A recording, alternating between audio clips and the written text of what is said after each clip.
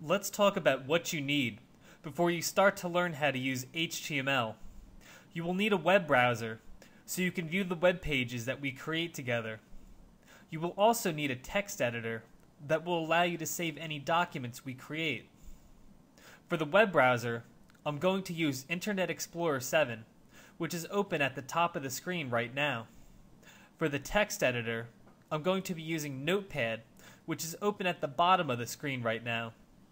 Both Internet Explorer and Notepad come with the Windows operating system. While I recommend that you use the same web browser and text editor that I am using, you don't have to. You have plenty of options when it comes to both your web browser and your text editor. Feel free to experiment with different web browsers and text editors to find the combination that you feel most comfortable using. For this particular exercise, I have the file called basic.html open in Internet Explorer. I also have the basic.html file open in Notepad. If you don't have this file, you can get it from the Beyond Original website at http://www.beyondoriginal.com. If you're unable to download this particular exercise file, you can pause the video momentarily and type the text you see on screen in your text editor and then save the file as basic.html. It is important to remember that HTML files should be named with an extension of either .htm or .html. This will allow the web browser to understand that this is an HTML document. You should know that the terms HTML document and HTML web page are the same thing. HTML files also need to be saved as plain text. This is why I have chosen a simple text editor such as Notepad to perform the creation and editing of all the HTML documents in this course, instead of a word processor such as Microsoft Office. Let's take a quick look at this simple document just to see some of the very basic components of an HTML web page.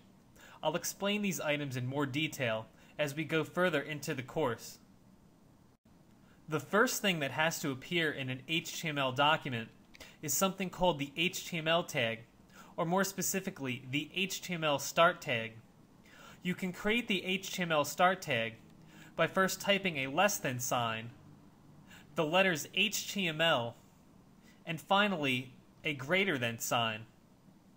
The HTML start tag tells the web browser that this is the beginning of an HTML document. Let's briefly talk about what a tag is.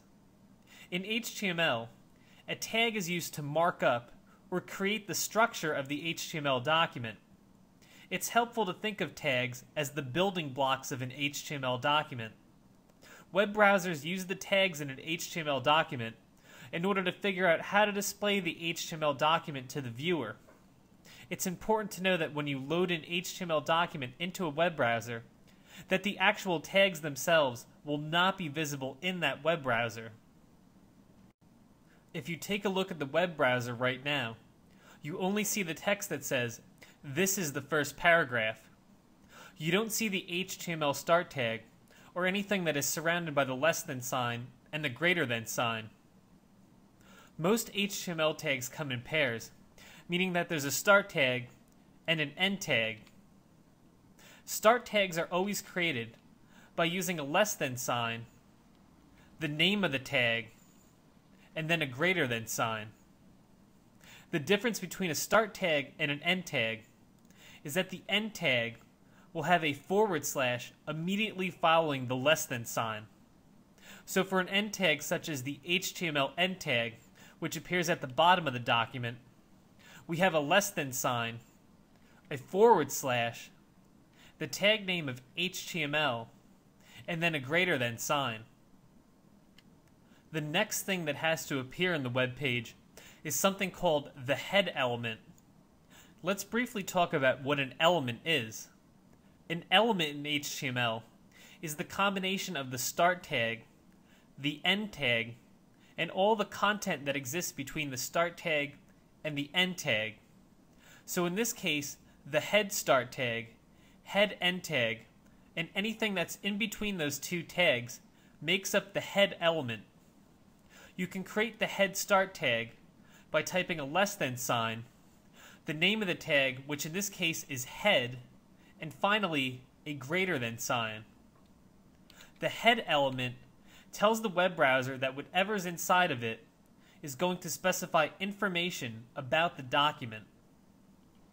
An example of one of those items inside that's going to specify information about the document is something called the title element. The title element allows you to specify the title of the web page. This title will appear in the title bar of the web browser window.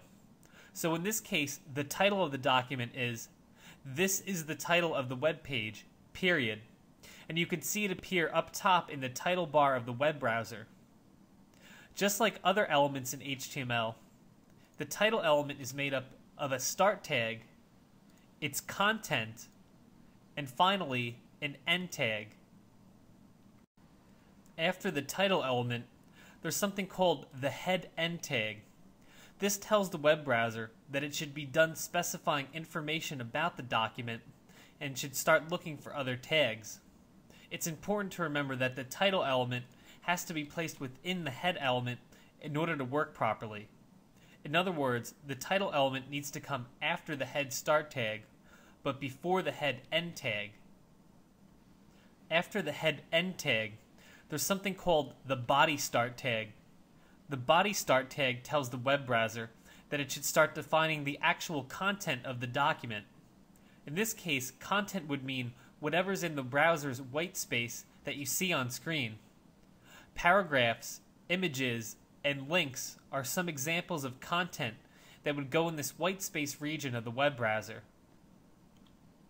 After the body start tag, there's something called the P element. This is also known as the paragraph element. It allows you to specify a new paragraph in the HTML document. Again, just like other elements in HTML, the P element is made up of a start tag, its content, and finally an end tag. Whatever's between the P start tag and the P end tag will become the text of the paragraph that appears in the web browser. The text, "This is the first paragraph, period," is between the P start tag and the P end tag. So in the web browser, we get a paragraph that says, "This is the first paragraph, period." Next, there's the body end tag, which tells the web browser that you're done defining the content of the web page. It's important to remember that all of your visible web page content needs to come after the body start tag, but before the body end tag. So in this case, the only visible web page content is this P element that produced the single paragraph in the web browser. Finally, there's the HTML end tag, which tells the web browser that you're done defining this HTML document. The document we just looked at is one of the most basic web pages that you can create using HTML. If you do not fully understand what some of these terms are, there's no need to worry. By the end of this course, you'll have a much better understanding of these terms, and you will be able to create much more complex web pages with text, graphics, hyperlinks, and a whole lot more.